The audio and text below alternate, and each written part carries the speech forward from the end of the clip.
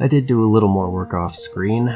First thing you might notice is that there's, generally speaking, more mountains, and some of them are in different places. Also, I added another inland sea on this continent. I also decided that the equator is going to be closer to the middle of the map because I just wasn't liking borrowing that many of Earth's problems. This tool, I think, is supposed to be coastline.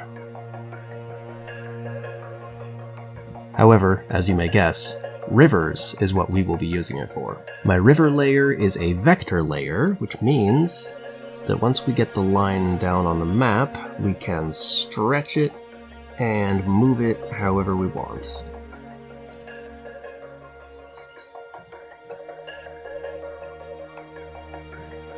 And that's exactly what we're going to do. Rivers often begin in mountains. At the source, it's probably not nearly as wide as it is by the time it reaches the sea. They also really like choosing meandering paths, but not quite that meandering usually. Just gonna have it kiss a little inlet, make sure it's snaking every which way. Water only flows downhill. That's the first thing everybody learns about rivers, and it doesn't stop being true when you're in your 30s and making maps for YouTube or your own enjoyment. When it comes to a hill, water has to go around the hill, which results in a very circuitous, a definitionally circuitous route. And when we're happy with the way that is, we just click off and go on to the next one.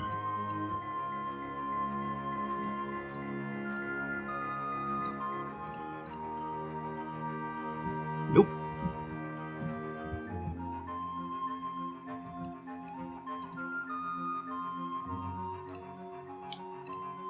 Making sure, of course, that we are on the river layer. Because when we click off, it takes us to the color layer, or whatever layer we click on.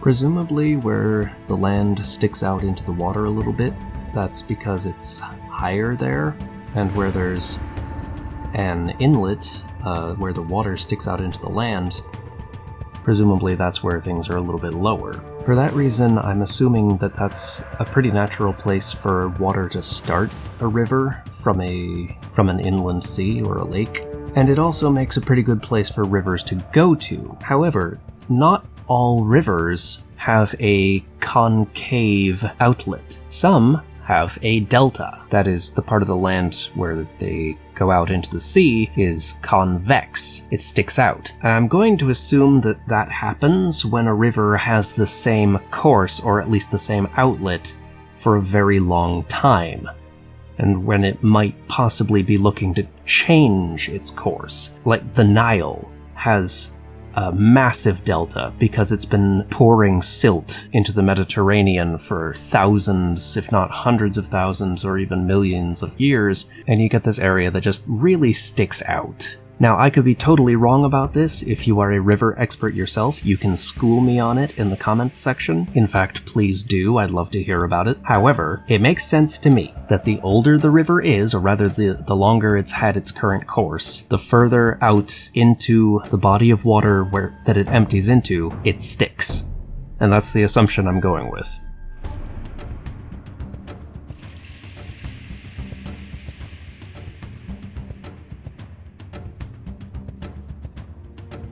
If you want to see a really funky river outlet, you go check out the Mississippi. That thing is ridiculous.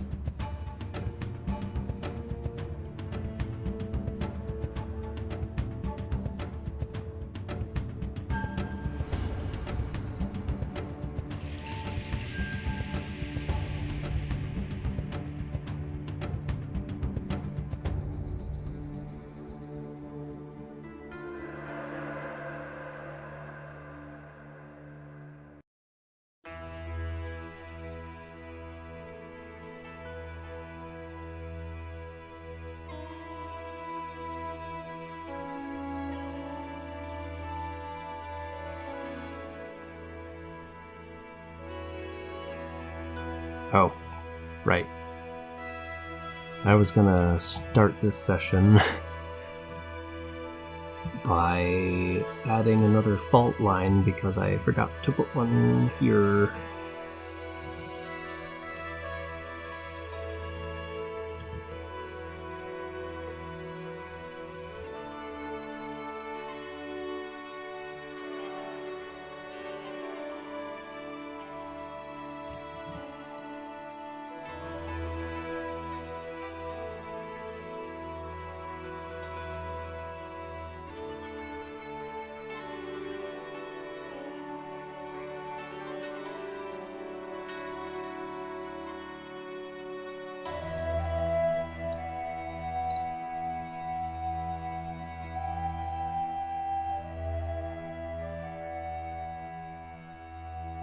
They probably wouldn't be so pointy as this in real life, and maybe that can be changed later or just imagined away, but whatever, it works for now.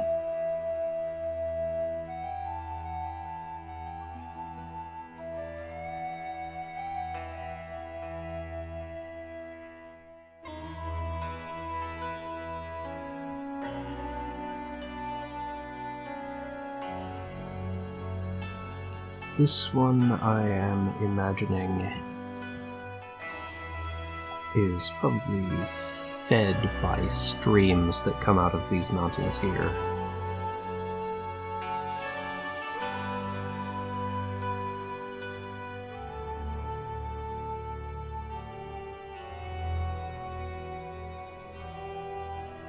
Perhaps it should not bend quite so far to the east.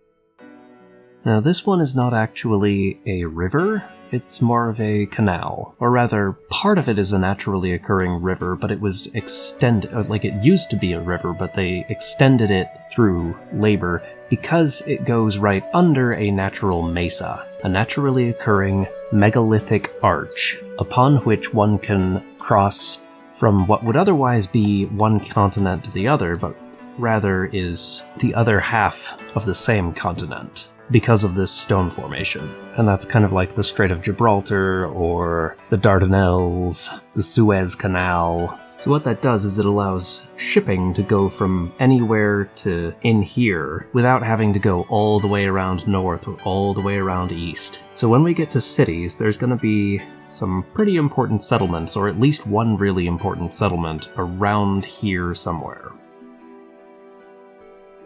Okay, well, there's plenty more river business to do elsewhere on the map, but I'll get to that later, probably off screen. Right now, before I end the video, we're just going to go in here and erase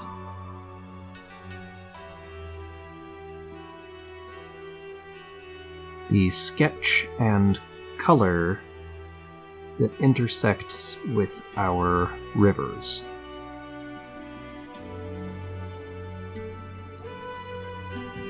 And there we have a river.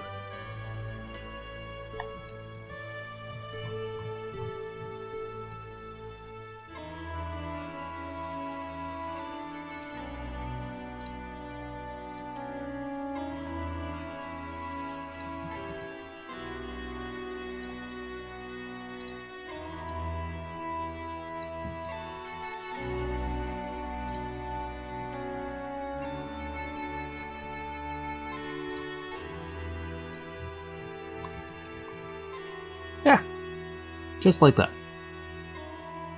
I'm gonna do that to all of them. But right now, I'm about 2 hours overdue for lunch, so I'm gonna end this episode here and see you in the next one, where we will probably do forests, possibly grass. See you then, folks.